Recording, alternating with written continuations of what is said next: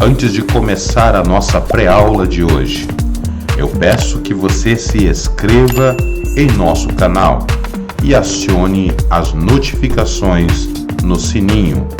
Não esqueça de deixar o seu like e, se você gostar do vídeo, deixe um comentário e compartilhe com seus amigos.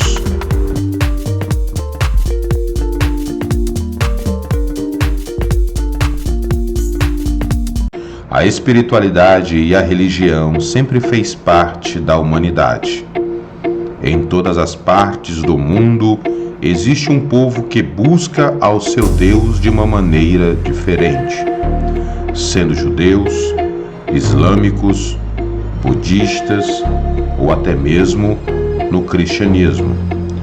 Quando vamos estudar a Bíblia Sagrada, ela nos mostra que era assim para todas as religiões naquele tempo. Cada Deus possuía seu lugar de adoração, e isso em todos os tempos. Na nossa pré-aula de hoje, veremos que o Deus de Israel, o único e verdadeiro Deus, sempre estabeleceu um lugar de adoração, sendo um altar de pedra, ou uma tenda chamada de tabernáculo, ou até mesmo o grande e fabuloso templo denominado Templo de Salomão. Caneta e papel na mão, vamos à nossa aula de hoje.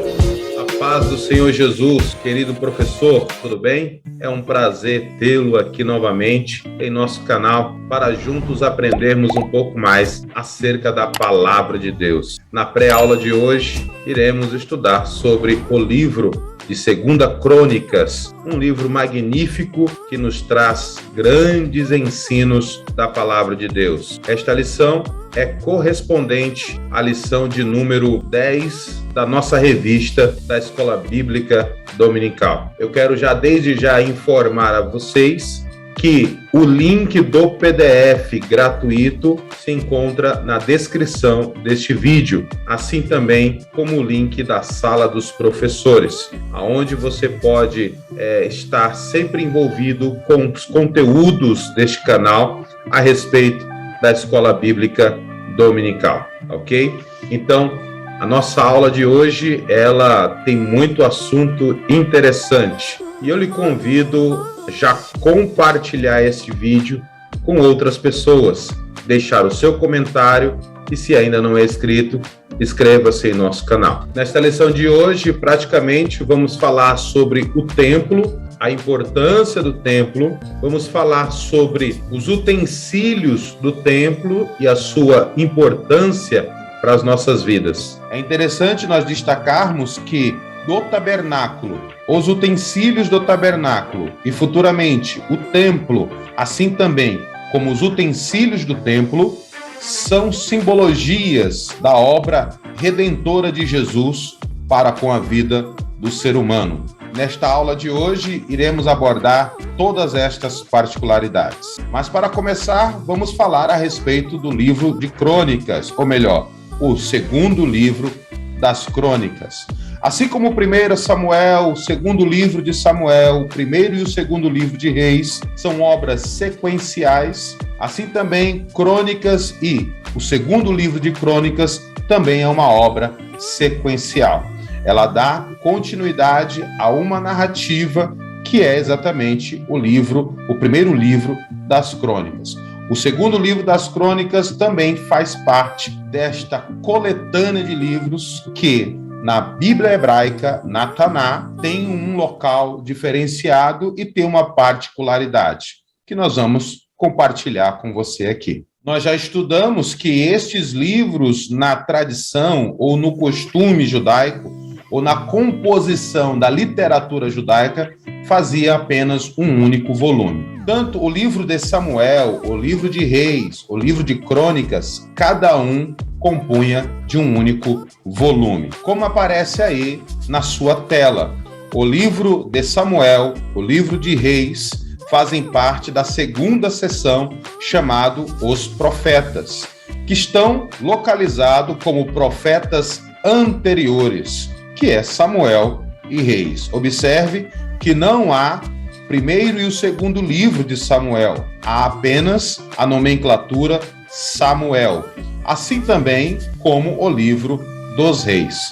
Observemos na terceira seção os escritos, o último livro dentro da classificação dos livros históricos está Crônicas, assim como Samuel e Reis. Nós podemos contemplar, podemos ver que não há a nomenclatura primeiro e o segundo livro de Crônicas, mas sim apenas Crônicas, porque fazia parte de um único volume. Tanto Samuel, como Reis, como Crônicas, assim também como os 12, como está no quadro que você pode ver, são os 12 profetas menores, que também fazem parte de um único volume. Mas isso daí é um assunto para o nosso próximo trimestre. Esta desmembração que veio dentro dessa literatura foi obra da Septuaginta e chegou até nós através da Vulgata Latina. O segundo livro de Crônicas, ele abrange um período muito extenso, que vai de 970, quando Salomão assume o trono em Israel, até o ano de 538 a.C., quando há o decreto de Ciro, que faz com que o povo que está em cativeiro retorne para Jerusalém novamente. No PDF que estará aí na descrição para que você possa fazer o download, ou para você que faz parte da sala dos professores, você vai acompanhar nesse PDF uma linha cronológica de todas as datas importantes que abrange todo o período do segundo livro de Crônicas. Na aula anterior, nós falamos sobre o primeiro livro de Crônicas e mencionamos que no primeiro livro de Crônicas havia uma importância extraordinária, porque do capítulo 1 ao capítulo de número 9, nós encontramos as genealogias, e foram estas genealogias que tradicionalmente é atribuído a essa grande pesquisa a Esdras.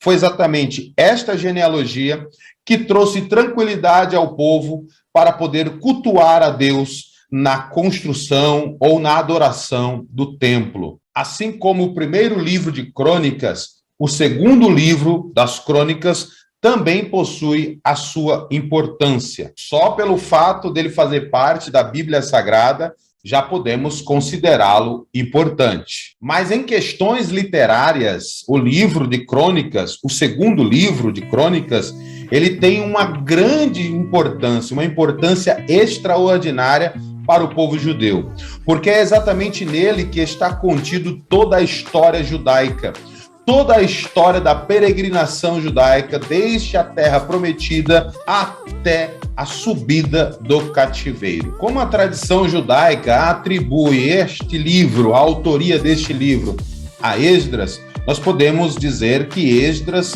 foi um grande perito nas informações que ele pesquisou, ele foi atrás de fontes confiáveis ao ponto de construir toda esta literatura, trazendo um relatório sobre as descendências de cada tribo, trazendo o relatório sobre os reis de Israel e os reis de Judá, mostrando como foi a conduta de cada rei, tanto de Israel quanto de Judá. Na composição literária deste livro, Esdras, tradicionalmente acreditamos que seja ele, não poupou nem os fracassos dos reis, mas destacou cada êxito, cada conquistas que os reis fizeram. Mas também nos mostrou que o pecado, ele é punido por Deus. E o rei que não andava de acordo com a vontade de Deus era punido por Deus. A narrativa do segundo livro das Crônicas é um paralelo ao primeiro e ao segundo livro dos Reis, que serve até como um comentário para esses dois livros. O escritor deste livro se preocupou em destacar a importância do templo, um local de adoração. Se preocupou em mostrar como era a adoração a Deus e como Deus respondia a esta adoração. Toda a literatura gira em torno da aprovação e desaprovação de Deus, tanto dos reis, quanto do templo, quanto da vida do seu povo. Uma particularidade dessa literatura é que o Reino do Norte, Israel, foi praticamente ignorado dentro desta literatura. Ele destaca apenas Judá e o avivamento que Judá teve a respeito da sua fé em Deus. Uma coisa também muito importante que não podemos esquecer é que Davi não foi o autor da construção do templo. Deus o proibiu de construir o templo. Deus aprovou a ideia de Davi. Quando Davi olhou e viu a Arca da Aliança estando apenas em uma tenda, enquanto ele morava, dormia e estava em uma casa de cedro, Davi desejou em seu coração, conversou com o profeta Natã, falando a ele a respeito deste propósito de construir um templo para a habitação da Arca da Aliança, praticamente para a habitação de Deus. Mas Deus disse a Davi que ele não poderia construir o templo devido às suas mãos terem derramado sangue. Davi era um homem de guerra, porém, Deus, aprovando a ideia de Davi, ordenou que Salomão, filho de Davi, ao assumir o trono, pudesse construir o templo. A Bíblia Sagrada vai nos dizer que Davi, sabendo que Salomão ainda era muito novo, mesmo assim, preparou tudo o que era necessário para a construção do templo, para quando seu filho Salomão assumisse o trono, pudesse dar continuidade a esta fabulosa construção que era o templo, que foi denominado como Templo de Salomão. E o escritor vai destacar o local aonde esse templo foi construído. Ou seja, no capítulo 3, no versículo 1 do segundo livro de Crônicas, vai estar escrito desta forma: E começou Salomão a edificar a casa do Senhor em Jerusalém, no Monte Moriá, onde o Senhor aparecera a Davi seu pai, no lugar que Davi tinha preparado na eira de Onã, o Jebuseu. Uma particularidade da palavra hebraica, Onã, é uma variação da palavra Araúna. Como nos diz o texto, o templo foi construído no Monte Moriá, no local da eira de Araúna. A tradição vai nos dizer que foi exatamente neste local, ou pelo menos nesta região chamado Moriá, que Abraão não negou seu filho Isaque para Deus. Isso está em Gênesis capítulo 22. Uma curiosidade bíblica é que os povos de antigamente costumavam a criar os seus locais de adoração a Deus, os seus altares, nas montanhas, nos lugares altos. A maioria desses altares realmente era localizado em montanhas, em lugares extremamente altos, porque na mentalidade dos povos antigos, as montanhas eram praticamente o local da habitação dos deuses, simbolizando a superioridade dos deuses que estavam acima da vida cotidiana. E isso nos faz lembrar de um salmo, o Salmo de número 121, que vai nos dizer: Eleva os meus olhos para o monte, de onde me virá o socorro. O meu socorro vem do Senhor, que fez os céus e a terra. O salmista estava afirmando que o socorro dele não vinha da habitação dos deuses, mas sim vinha do Deus dos deuses, o Criador dos céus, da terra e do mar e de tudo quanto neles há. Bom, como já mencionamos, o templo estava sendo construído no Monte Moriá, no local da eira de Araúna, como aparece aí no vídeo para você. Esse local, ele era considerado um local extremamente consagrado para os judeus, que foi exatamente aí que foi a terra que Davi comprou após o anjo colocar a espada na bainha e a ira de Deus ser apaziguada. No capítulo 3 e 4 do segundo livro de Crônicas, nós vamos encontrar ali algumas características ou uma linguagem mais antiga sobre medidas e sobre côvados. Com certeza você já teve curiosidade de saber o que é 60 côvados ou 600 talentos. Professor, o que é isso, 600 talentos? Quanto pesava um talento? Na sua Bíblia, provavelmente tenha uma tabela de pesos e medidas logo no finalzinho da sua Bíblia. Geralmente, as Bíblias possuem esta particularidade e você pode acompanhar ali e fazer a transformação em quilos, como, por exemplo, 600 talentos. Ali, no capítulo 3 e 4 do segundo livro de Crônicas, vai nos falar sobre 600 talentos, ou seja, um talento equivale a 35 quilos. Aí você pode fazer um cálculo com os seus alunos, qual é este valor de 600 talentos, já que um talento equivale a 35 quilos. É muito quilo, é muita coisa que foi arrecadada para a construção desse fabuloso templo. Sem dúvida, o Templo de Salomão foi uma das grandes obras do mundo antigo. Foi algo que superou todas as outras construções que existiam na época. Era uma obra fabulosa que não foi colocado dificuldade para ser construído. Salomão arrecadou muito e muito ouro, muita prata, muitas pedras preciosas, muita madeira nobre para construir esta grande arquitetura que era o templo. Ora, para um grande Deus, um local extremamente grande. Um Deus único e verdadeiro merecia e merece sempre o de melhor. E Salomão estava disposto a construir o de melhor para Deus. E ele empregou todas as suas forças para construir um templo magnífico. Falando sobre templos, biblicamente, nós temos apenas 2 templos que já foram construídos na Bíblia Sagrada. Isso sem falar do tabernáculo, que era uma espécie de tenda que era armada ou montada e desmontada conforme a necessidade da peregrinação. Mas, biblicamente, em questões de templo, nós só tivemos 2 templos até os dias de hoje. O primeiro templo, que é considerado o Templo de Salomão, que Salomão constrói, e ele se dá o nome de Templo de Salomão, mas na realidade era o templo do próprio Deus. E o segundo templo é conhecido como o Templo de Zorobabel. Este templo é reerguido quando o povo sobe para Jerusalém depois do cativeiro. O primeiro templo, conhecido como Templo de Salomão,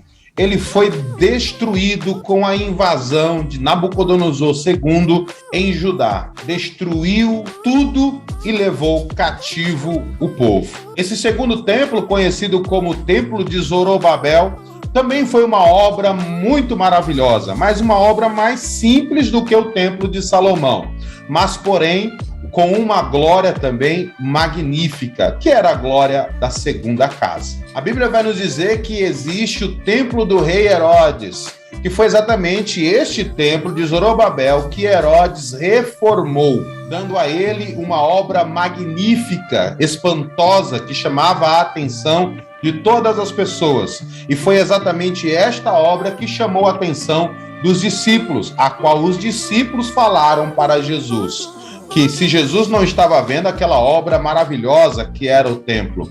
E Jesus bem afirmou a eles em uma palavra profética, dizendo: não ficará aqui pedra sobre pedra que não seja derribado. E foi exatamente isso que aconteceu no ano 70, quando o general Tito invadiu Jerusalém, destruiu o templo, saqueou tudo e houve a dispersão. Em um livro chamado História dos Hebreus, Flávio Joséfo relata essa destruição e de como eles destruíram o templo, e que cada palavra de Jesus, o Nazareno, foi cumprido piamente. Ou seja, até as pedras do assoalho, do chão do templo, foi revirada. Porque, segundo a tradição, falavam que existiam dentro, embaixo desses pisos do templo, tesouros guardados. Então, verdadeiramente, o que Jesus disse se cumpriu cabalmente. Não ficará aqui pedra sobre pedra que não seja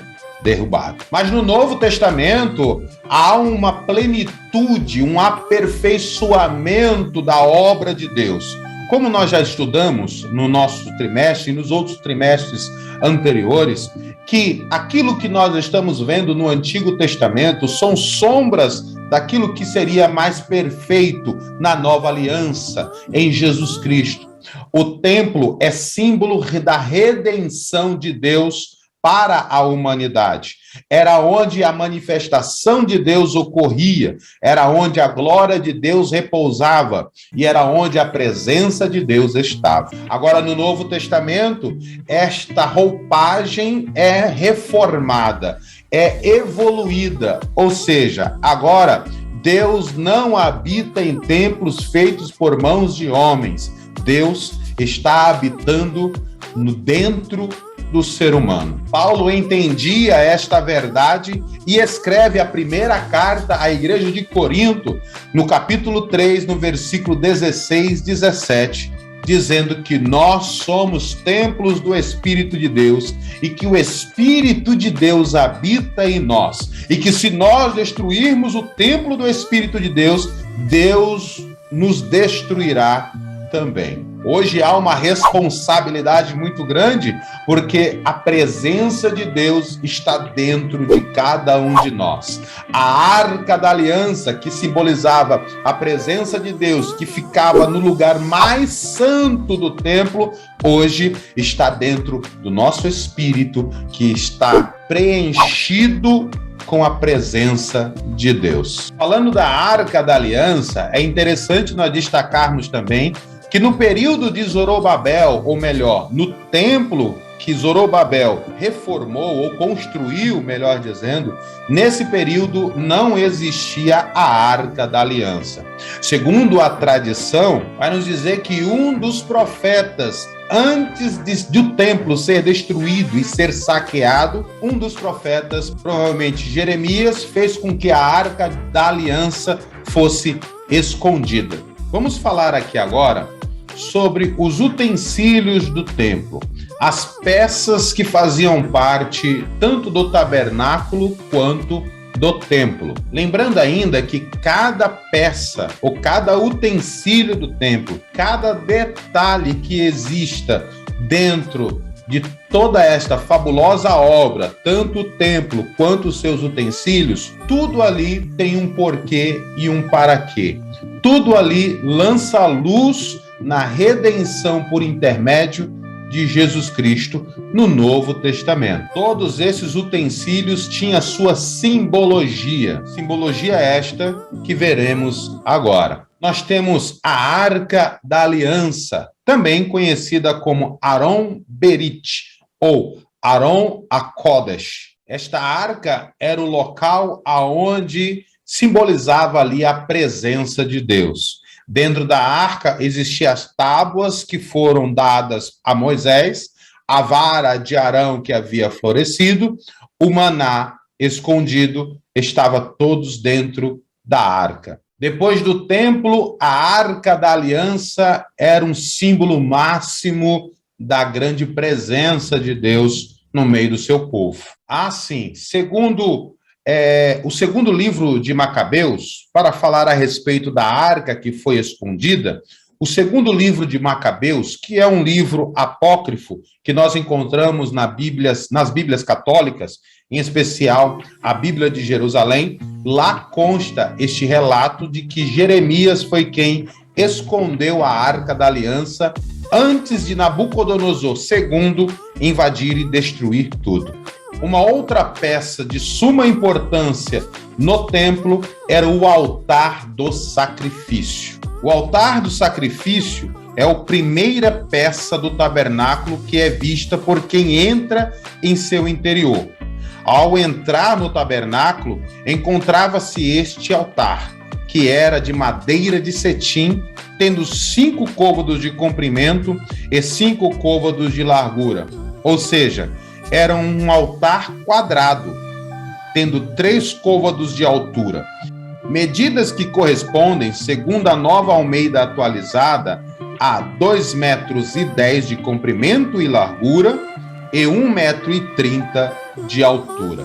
O altar do holocausto simbolizava a cruz do Calvário. Era o local aonde o sacrifício era realizado. Isto lança a luz no sacrifício perfeito de Jesus Cristo na cruz do Calvário em prol da humanidade. Uma outra peça muito importante de dentro do templo, ou também dentro do tabernáculo, era a menorá, também conhecida como candelabro ou ainda candeeiro. O seu significado deriva do verbo flamejar. Dentro dos costumes de antigamente, dos costumes bíblicos, era muito comum encontrar dentro das casas os candeiros ou os candelabros, onde era utilizado para trazer luz àquele ambiente. Mas na Bíblia, todas as vezes que aparece a palavra hebraica menorá, significa o candelabro de ouro do tabernáculo ou do templo. O candelabro ou a menorá tem um simbolismo extremamente importante. Era o local onde a luz raiava, ou seja, era a expressão da iluminação em meio às trevas. Nos faz lembrar de uma palavra de Jesus dizendo: vós sois a luz do mundo. Ou até mesmo ele se referindo a si mesmo dizendo: eu sou a luz do mundo. Esta mesma imagem nós encontramos lá em Apocalipse, se referindo às 7 igrejas da Ásia, mostrando que as igrejas, ou a igreja de Cristo, é um grande candelabro no mundo que precisa permanecer com a sua chama acesa, trazendo luz ao mundo. Vós sois a luz do mundo. Um outro utensílio também de extrema importância, que também tem um simbolismo muito forte para todos nós, é o altar de incenso. Esse altar era um dos móveis que havia no tabernáculo no deserto. Tinha cerca de 0,5 metro de largura e 1 metro de altura, com pontas em forma de chifres nos 4 cantos. Era feito de madeira de acácia e coberto de ouro. Neste utensílio, o sacerdote queimava incenso nele todos os dias, de manhã e à tardinha. Ou seja, para os judeus, no final do dia se queimava o incenso. Este altar tem uma simbologia que lança luz às orações, a intercessão. A oração que o sacerdote ou o sumo sacerdote fazia em prol do povo.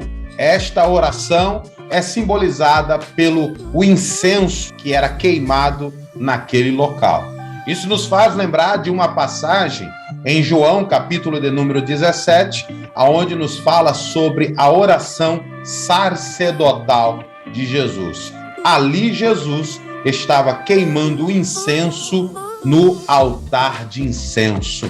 E nós temos por obrigação a orar também, queimar o nosso incenso todos os dias para que as nossas orações cheguem até Deus. Até porque o único modo de falar com Deus é através da oração. Quanto mais oração, maior o poder. Quanto menos oração, menor o poder. Um outro utensílio também que nos mostra a importância da pessoa bendita de Jesus para a vida da humanidade é a mesa dos pães da proposição. Esta mesa era uma mesa simples, com 91,44 centímetros de comprimento e uns 45,72 centímetros de largura e 68,58 centímetros de altura. Feita de madeira e coberta com ouro puro. A mesa dos pães da proposição tinha uma característica muito importante para os judeus, para o povo daquela época. Era exatamente o simbolismo de que Deus era o Deus que providenciava o pão para seu povo. Mostrava a dependência que o povo tinha de Deus. Foi através desse simbolismo que os judeus fazem todos os dias pela manhã, não só a oração de gratidão a Deus pela renovação da alma dentro deles, como também a oração do pão. Quando os judeus vão se alimentar pela manhã, eles fazem a oração do pão. Baruch atah Adonai, Eloheinu melech haolam, hamotz lehen mi haaretz. Bendito és tu, nosso Deus, Rei do universo, que faz sair o pão da terra. Esta oração nos mostra a dependência que o povo judeu possuía a respeito da providência divina em suprir as suas necessidades. E vemos isto na oração que Jesus ensina os discípulos a fazerem. Como modelo da oração, Jesus expressa a oração do Pai Nosso. Pai nosso que estás no céu, santificado seja o teu nome. Venha a nós o teu reino. Seja feita a tua vontade, assim na terra como no céu. O pão nosso de cada dia dai-nos hoje. Esta oração nos mostra que nós temos a dependência de Deus para aquele dia e que o dia de amanhã só cabe a Deus. Ele é o Deus que providencia o que nós necessitamos no agora e o amanhã Ele cuida para nós.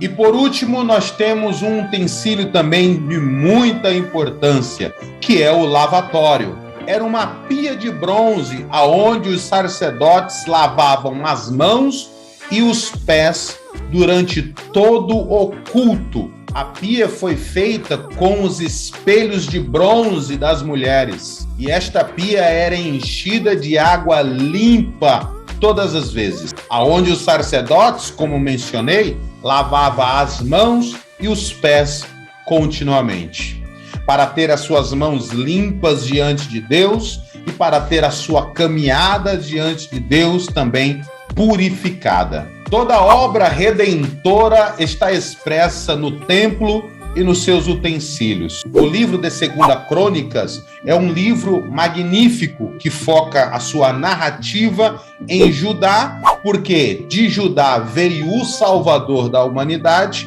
e foca também sobre o templo, porque através do templo e dos seus utensílios lança a luz na pessoa bendita de Jesus. Bom, ficamos por aqui. Muito obrigado por ter ficado até o final deste vídeo. Aguenta aí que na tela final tem outros 2 vídeos de sugestão para que você possa assistir. E nas descrições desse vídeo você pode baixar o PDF.